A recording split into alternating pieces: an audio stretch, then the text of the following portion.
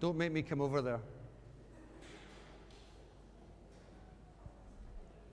Okay, if the organizer of a conference cannot start on time, then what hope is there for the rest of the day? I'd like to thank you for your patience so far with some timings of the events and with the IT. Anyway, it appears to be my turn to speak now. Funny that. I could give myself a slot in the big room. I thought this could be my only chance to speak to so many empty chairs in my whole life. I guess I've got to say, as the organizer, thank you once again for coming along. I am astonished at how many people have given up their Saturdays for this. And I think this indicates something very, very important. I think Ben touched on this as well. I think, and I don't have any evidence to back this up, I think there is a real appetite for this now. As I mentioned briefly at the start of the day, this took no effort at all to set up. Don't get me wrong, I was at my computer till 2 o'clock in the morning for 6 weeks in a row, but what I mean is that people just wanted something like this to happen. People are interested now in research, especially people in schools, which I think is very, very interesting. Because, of course, people outside of schools, people working in research, have always been interested in research. I mean, for the past 3 years, I've been looking into academic research and education. And that's been a real eye-opener for me. But, of course, this topic didn't suddenly emerge like Adam created in the Garden of Eden, fully formed. This has been going on for decades and decades and decades. And for me as a teacher, it was fascinating to catch up with everything that's been going on in educational research. And I can only speak to you as a teacher. And I hope that's a valuable perspective, one voice amongst many. Because somewhere along the line, something went badly wrong in the integration of good educational research and schools.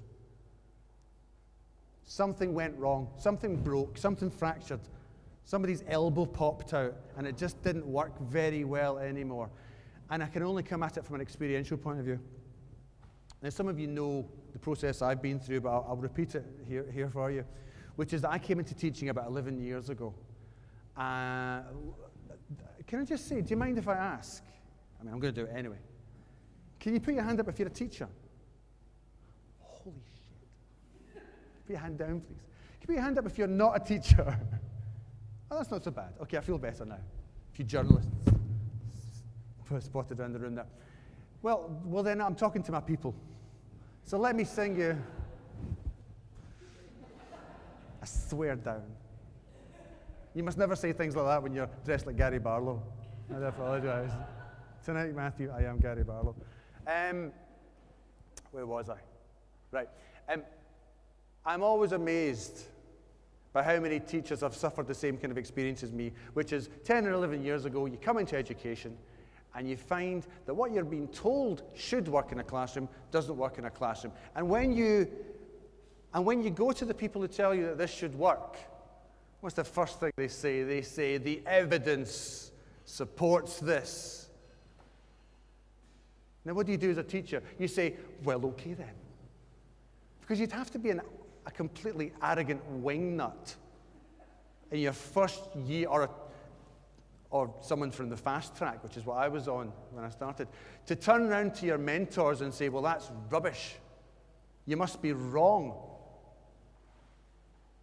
I left education at the age of 16, came back to education at the age of 30, right?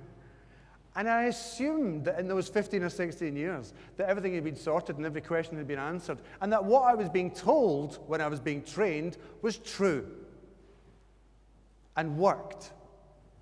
And that's why I subtitled this conference, Working Out What Works. Because you know what? Sometimes I think we haven't yet. Sometimes I think we haven't. I think we know some of the things that work. But some of the things we think would work don't work.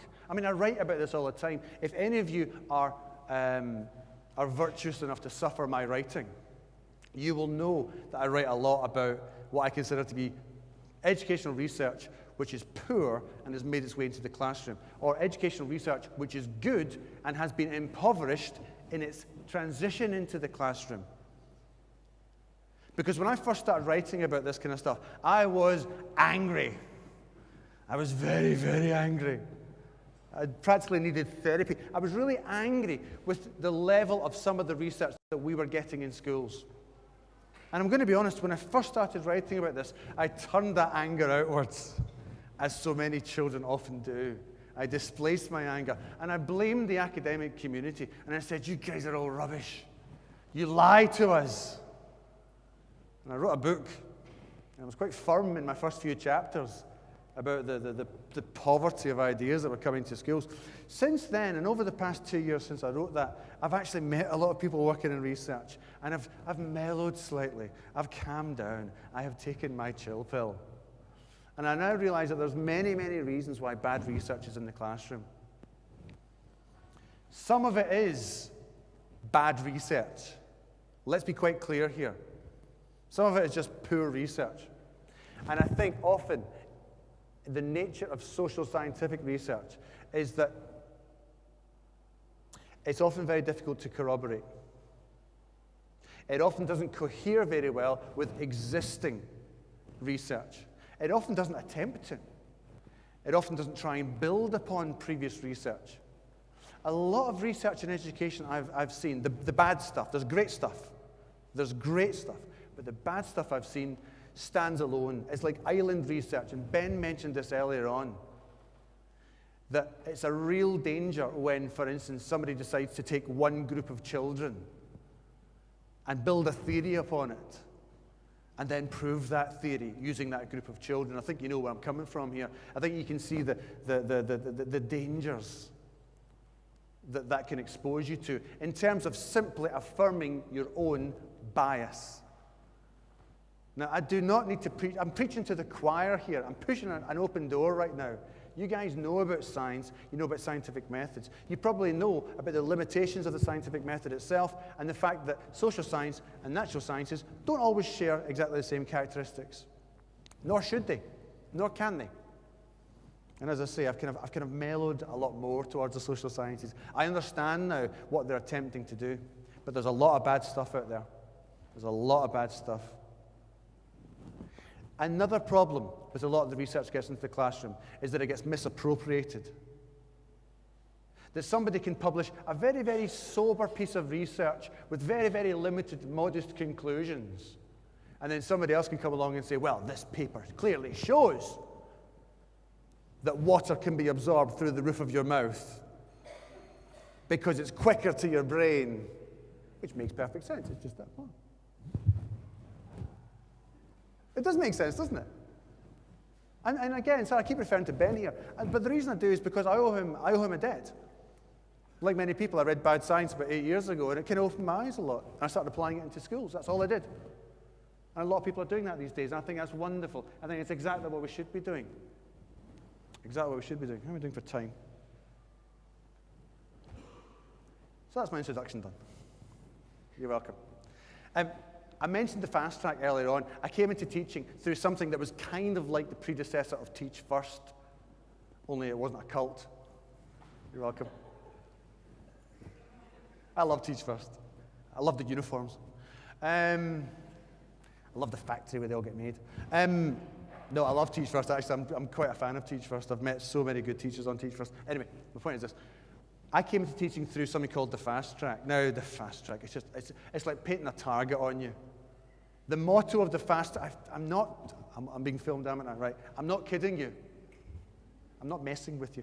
The motto of the fast track was, be the inspiration from the staff room to the classroom. Talk about a target. And that's where I met all this bad research. This was paid for by the DFE or the DFCS or whatever they called themselves in those days. And I'm not having a go at the DFE because they try their best.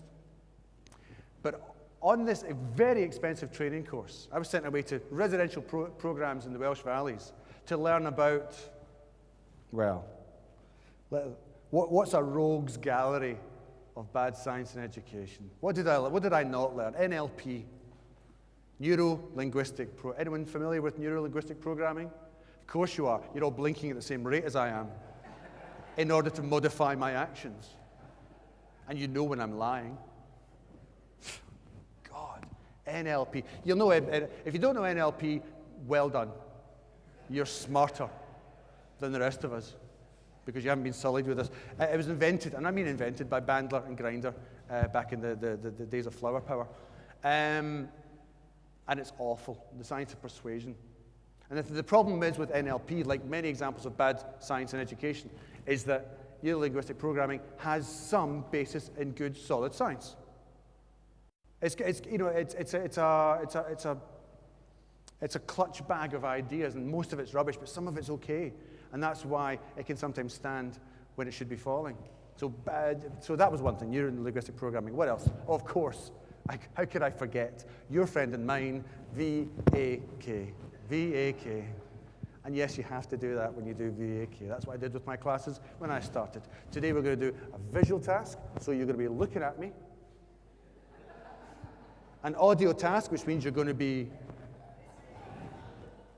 And a kinesthetic task, because you're going to be. Okay, you gave up there. Thank you. Tough crowd. Tough school. And then until one day, one of my kids in year 9 said to me, "But sir, we do that every lesson. We look at you, we listen to you, listen a lot to me, and we do a lot of writing." So that's VAK covered then, isn't it? Book closed, that's it, no more VAK. And of course, there's been many counter investigations of VAK. VAK has no significant basis in any research whatsoever. VAK is somebody's opinion that someone created. There's no such thing as learning styles. There's no such thing as learning styles. If you can bilocate and go back in time, you can see Daniel Willingham talk about it an hour ago in LG2.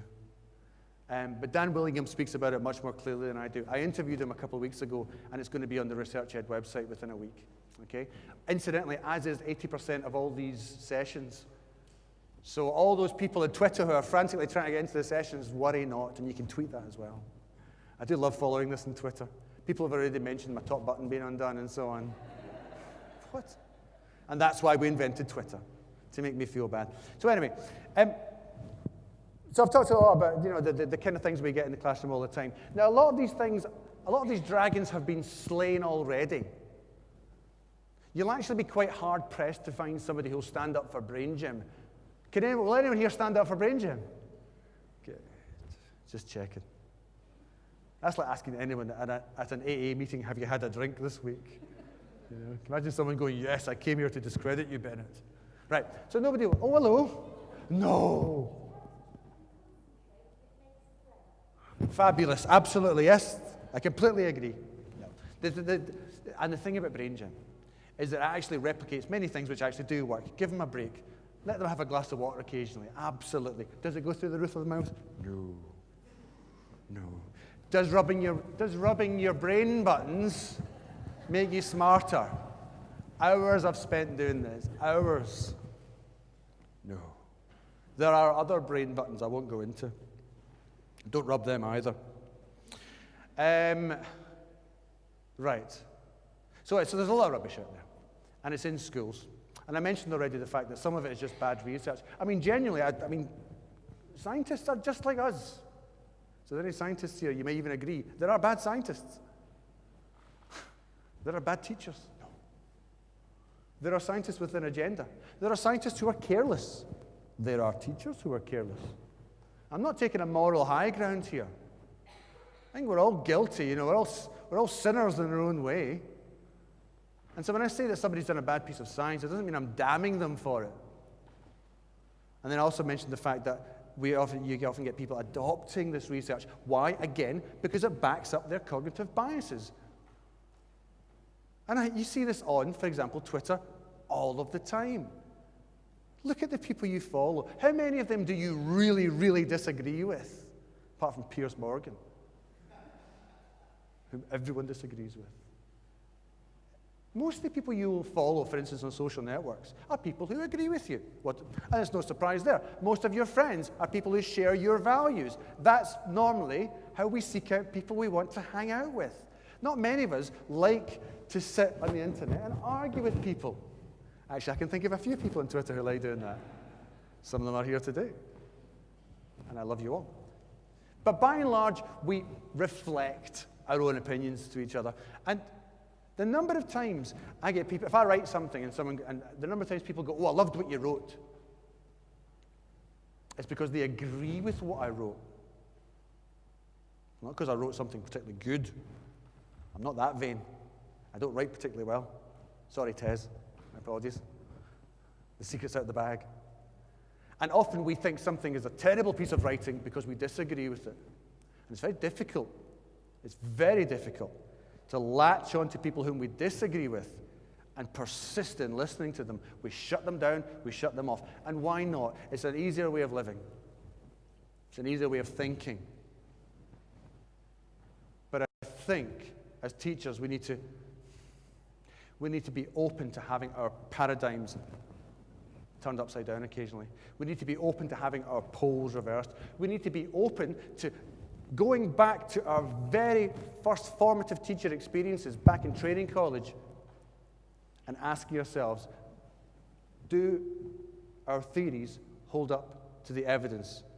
Or do we simply believe them because they suit the way we like to think about things? And that's a very, very important question when it comes to teaching.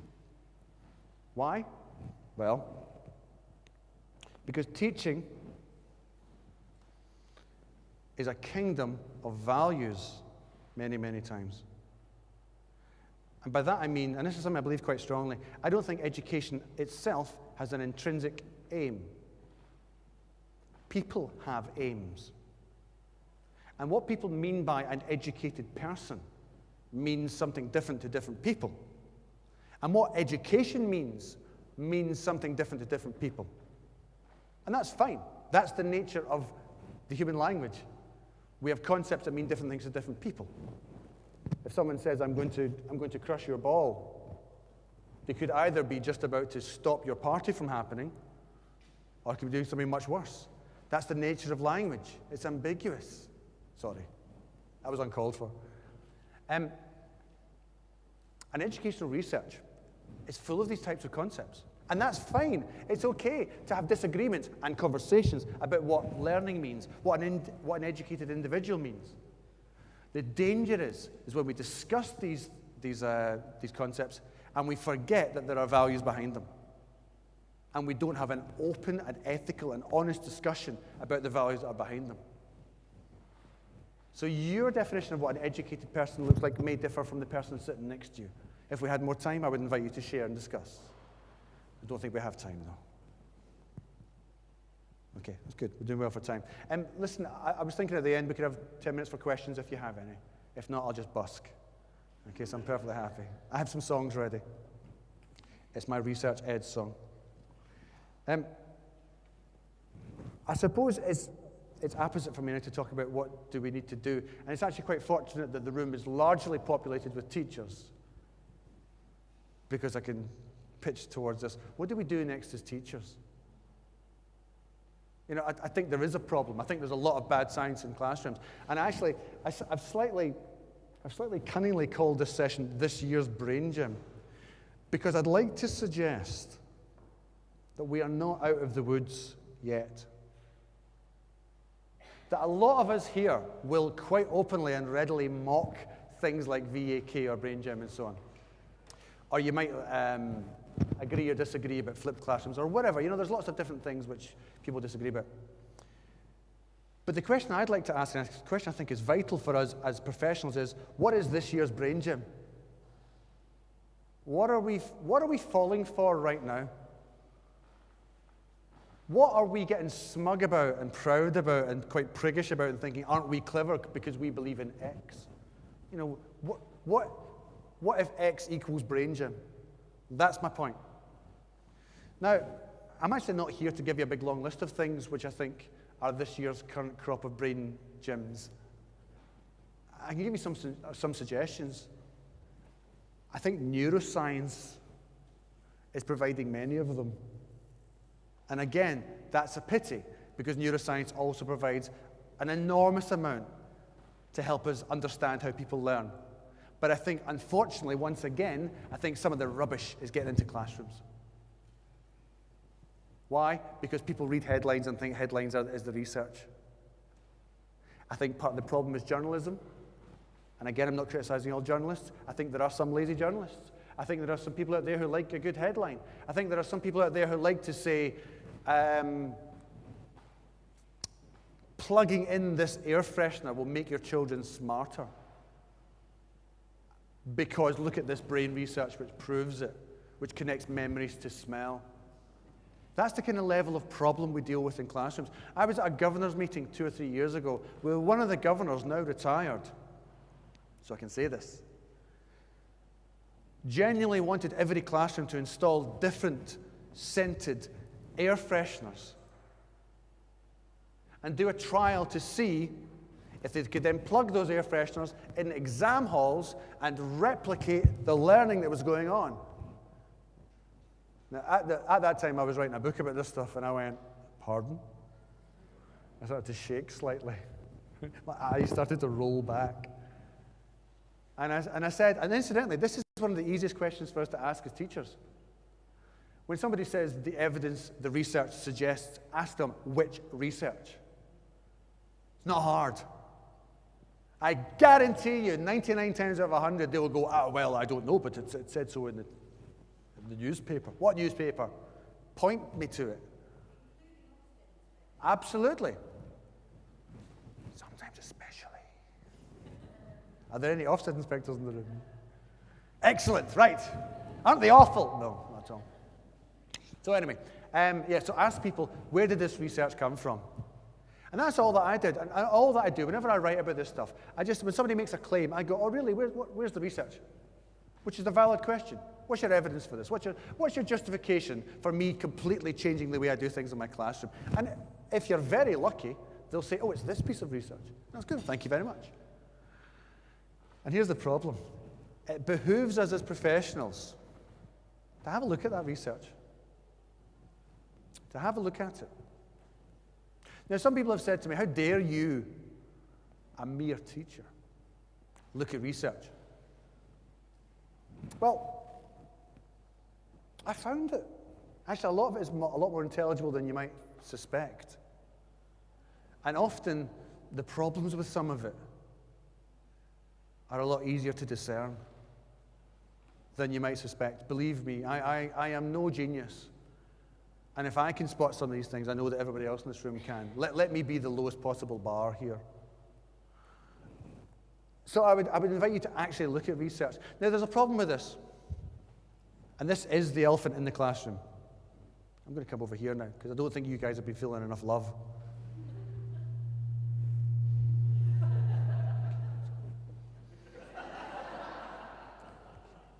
I'll just stay here. I think I was approaching some kind of force field there. Bugger off, Bennett. What was I saying? Help me. Elephant in the classroom, yes, but which one? Sorry. I do this to my sixth formers all the time and pretend it's a learning exercise. What was I just saying? Well done. Congratulations. Elephant in the classroom. Oh yeah, absolutely. The elephant in the classroom is that, of course, you might be a bit busy to do all this research yourself. I saw a few hands go up when I said, are there any teachers in the room? I was going to add a supplementary question. Are you a bit busy? But, you know, there's not enough hours, there's not enough minutes in my life to waste on a question like that. Of course you're busy. Of course you're busy. I went back to school 2 days ago. I've aged about 40 years since then. I might add also, I had a baby girl 6 weeks ago. And if I know, oh, bless. Brain gym. Can I just make a mental note? If you ever want to organize an educational conference, don't have a baby 6 weeks beforehand. Anyway, we don't have time to do this kind of research. Why? Because, funnily enough, good research takes a lot of time. It takes expertise. You've got to be good at science to do good research. Now, what I thought was quite interesting, what Ben was saying is, that doesn't mean you can't participate in a scientific process.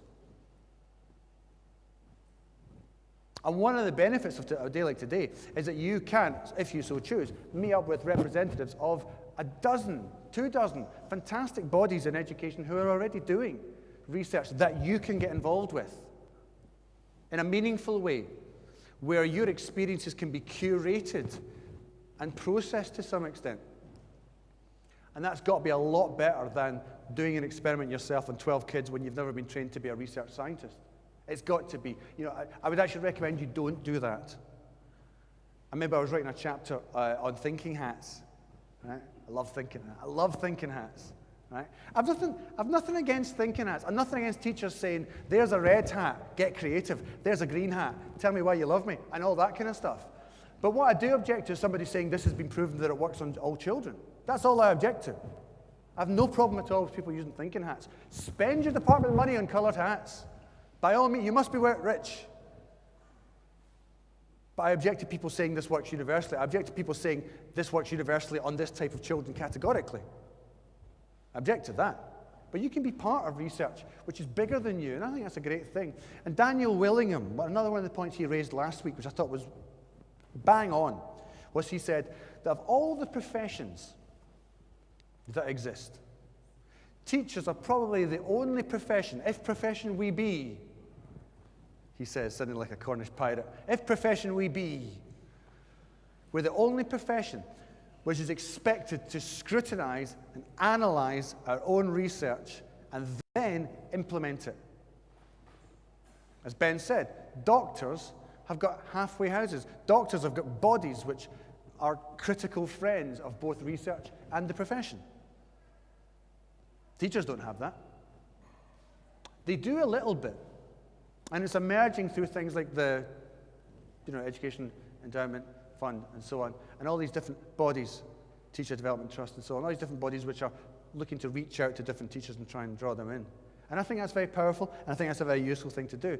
There's been a lot of talk recently about our Royal College of Teaching. I don't know why it has to be a Royal College. College of Teaching would be good. I think one exists already. But anyway, a body like that possibly could fill this role. I don't know. I'm literally just putting these ideas out there. I know that people are talking about this kind of thing already. But I think, and I will try and round up on this, I think what we can do as teachers, which is far more powerful than even participating in an RCT, far more powerful than generating our own research, is not to be scientists, because we don't have time to be good scientists. We don't. I don't. And I love this stuff. But we can be more scientific in our approach. And something that many people have discussed is that I think new teachers should be trained more clearly in scientific approaches and social scientific approaches, and understanding the difference between the two, and understanding the value of either. Because there is value in social scientific research. There's loads of great social scientific research. The deeper and deeper into social science and educational science I have delved in order to give it a kicking, the more great stuff I've found. I've thought about writing another book about great educational research. I don't know, maybe I'll run with that. I don't know if I've got time. But there is a lot of great stuff out there. And teachers need to be able to find it. And need to be able to put their finger on it and say, yeah, that's good and that's not so good, and I can tell you why. That's what we need. So we need teachers who are open-minded. We need teachers who are prepared to question their own facts and their own values. We need teachers who are prepared to say to themselves, maybe I'm doing everything wrong, and really mean that. And that's one of the toughest things in the world, is to genuinely question yourself. We should all be a little bit more like Hamlet. I don't mean paralyzed by self-doubt, but to question ourselves a little bit more. Don't avenge your father on anything, please. We need to be curious about the provenance of research. Where did that bit of research come from? Who published it? Oh, it was published by a school uniform company. And it's about school uniforms. Well, let me just read it then, and I'll get back to you. And that's a very, very common thing. I have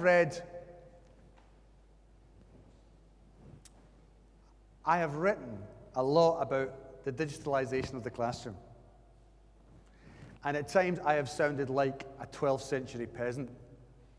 And I want everyone to be using papyrus and blood. I'm not that bad. I'm close to it. I'm not that bad. But one thing I will say about a lot of flipped classroom, digital integration, Khan Academy, Microsoft type innovations is that a lot of the research, and I mean like 95% of the research I was looking into in this stuff, was generated by IT providers, which doesn't mean it's wrong. Got to be really clear about that. I'd be an idiot to say, oh, they must all be lying. Of course not, of course not, of course not. And of course they should be generating research in this area because they're interested in it. And again, that's fine, as long as we're aware of that, as long as we, as teachers, just stay awake to that very, very simple fact. One of my favorite bits of research I did was when I was researching, I won't tell you the name of the program, but there was a program, and they've always got a research and references page, right? They have to. If they don't have that, then just ignore it. Just ignore it. I think Christopher Hitchens said, was it? That which is asserted without evidence can be dismissed without evidence. I agree with that. If someone can't give you any justification at all for what they're saying, then just walk away. Come back to me, you've got some proof, any kind of proof. It doesn't have to be science. So go to these websites and click on the research and the evidence page, and it listed other websites to look at. Right? That's, incidentally, that's a warning sign. When a website references other websites, and this website was run by the same guy who ran the first website, and the second website referred back to the first website, and all of a sudden I was lost in a kind of Möbius strip of self-justification.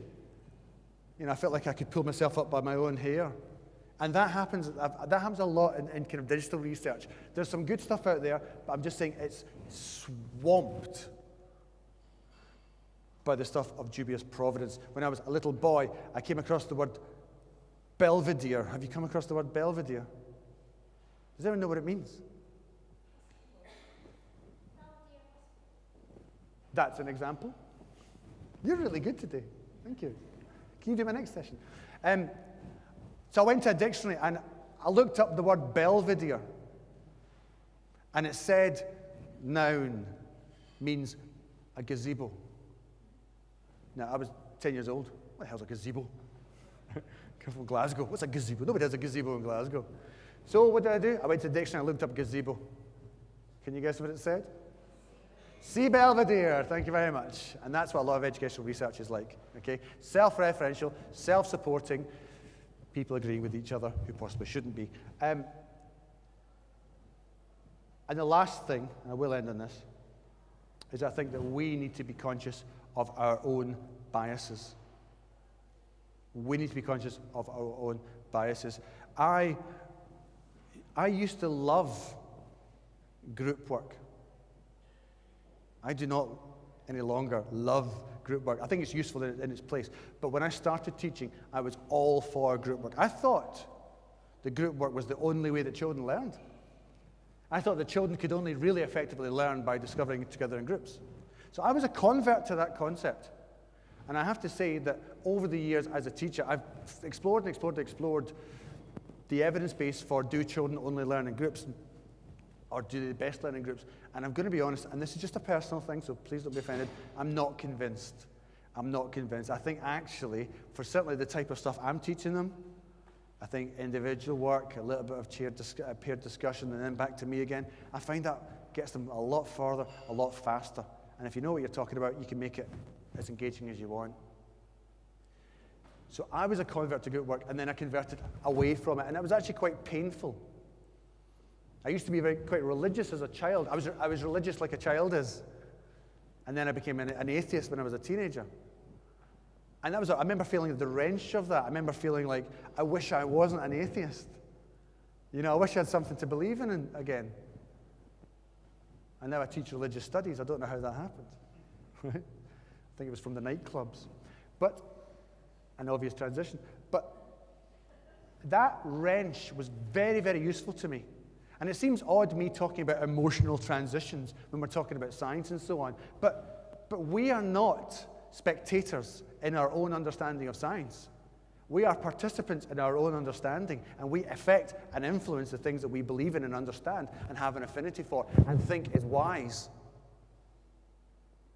So we need to, as teachers, develop the ability to step outside of ourselves and say, I'm not sure how wise I'm being. If you've ever looked back at anything you've ever done in your life that was wrong and judged yourself quite harshly for it, of course, none of you ever have. I do it constantly. That's the kind of sensation you want to be having sometimes as a teacher. Am I wrong? Be more scientific, be curious, be rigorous, be tough on yourself, and be tough on what people are telling you. Because I think the day is over when teachers can solely blame other people for following bad research. I think we need to take our responsibility for our own teaching. And up until the point in which a school wants to sack you, I would argue that you should argue your case with schools who want you to do something which is poorly evidenced or makes extraordinary claims that can't be evidenced. Obviously, schools can ask you to do reasonable things. Schools have policies. Schools have things like homework marking policies. I don't particularly agree with some schools' homework marking policies, but if I was at those schools, I would follow them because I think, well, it's 6 in one, half dozen of another. But if a school is making some kind of outrageous claim towards Brain Gym or VAK or something like that, then speak up for yourself and speak up for ourselves and talk to other teachers and collaborate. And I don't know how many schools these days still have staff associations that even discuss these kind of matters anymore. Not many, I think. Most staff associations in schools I've seen are to do with organising Christmas parties and going away presents. Staff associations used to be a lot more powerful. So anyway, that's the final thought I would leave you with. Teachers can be a lot more powerful than they suspect. If they collaborate, if they discuss, if they attend things like this and go away and talk to each other and disagree and argue and perhaps do what Ben said, and get together in collaborative communities and talk about research and what they think they could adopt from it and what they think shouldn't be adopted. But we can take ownership of this. And that's one thing I hope some people take away from today. Does anyone have any questions? No? That's great, fabulous. Sarah, I saw you first. Yes?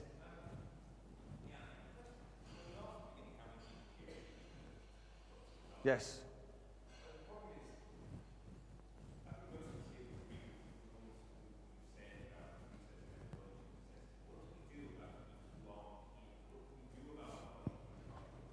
Aye.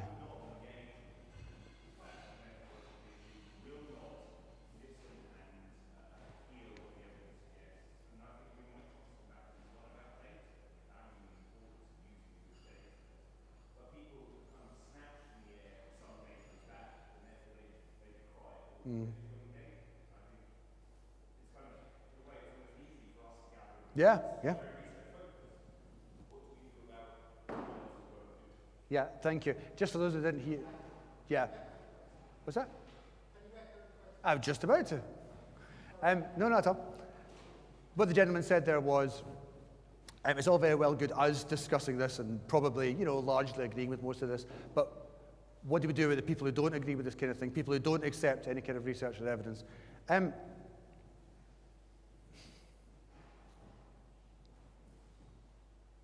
First of all, I want to say that I think I understand why some teachers are very reticent about evidence-based policy.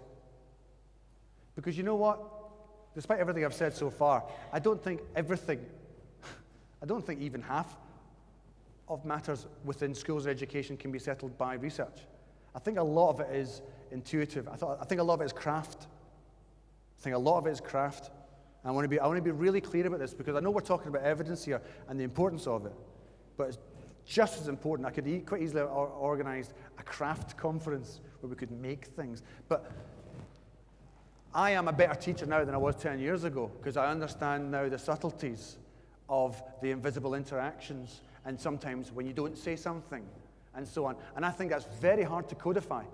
It's very, very hard to metrify. So I understand many teachers being suspicious of someone saying, I've got evidence, therefore you should do something different. So I think that's one of the problems, that actually they've got a point sometimes. Does that make sense? I know I'm kind of undercutting myself slightly, but it's true. It's true. And also, they may have suffered some terrible, terrible research, as I did. I was very anti-research for a while. I wouldn't look at any data. In fact, I repeated time and time again in something I wrote, I said, experience trumps evidence every time. I don't quite agree with that anymore. although I understand the feeling behind it. But for people who just accept bad research, I think the problem is one of a sea change. Unfortunately, because, I'm not David Cameron, thankfully, in many ways, and I don't have to provide an easy answer because I don't think the answer is easy. I think it's to do with cultural change within a community. And I see, in the 10 years I've been teaching, a cultural change within the teaching community to be a lot more skeptical, a lot more questioning, a lot more collaborative and discussing in these things. I think the internet's played a huge part in that. But I think there has been a trend or a fashion or a cultural shift towards what we're talking about just now. And I think the louder and the more confidently we discuss these kind of issues, the more of an effective change we'll make. There is no quick fix, except for constantly demanding that people show why they believe something. And if it comes down to, well, it's my value, I just believe it, I think this is the way it should be, well, at least that's honest. At least that's honest. And I think a lot of debates in education are about values. And once we strip away the things that we can agree on, we're left with things we can't agree with, which are usually emotional states or value states or moral states. So that's kind of what I think. Not a simple answer, I'm afraid. I think we've got time for one more. Sorry.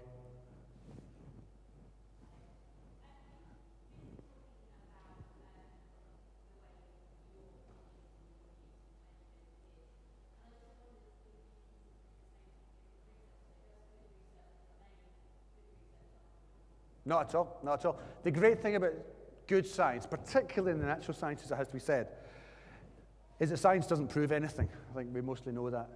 Science simply shows how probable something is. And good science attempts to disprove itself. So water boils at 100 degrees, doesn't it? No, it doesn't. The higher up you go, the less pressure, difference in temperature. I think at the top of Mount Everest, water boils at 70 degrees or something like that. So a rule is only a rule until you learn you're wrong. And that's the great thing about science. It attempts to disprove itself. And I don't think we do this enough in education. I don't think we attempt to disprove ourselves often enough. Somebody comes up with a theory, children learn best in groups, and then they seek evidence that confirms it, when what they should be doing is looking for evidence that undermines it. That is honest science, honest social science, or honest natural science. You've been wonderful. I don't have any more time. If you want to talk to me, please talk to me throughout the day. And thank you so much for coming. Really, really appreciated. Thank you very much. Thank you.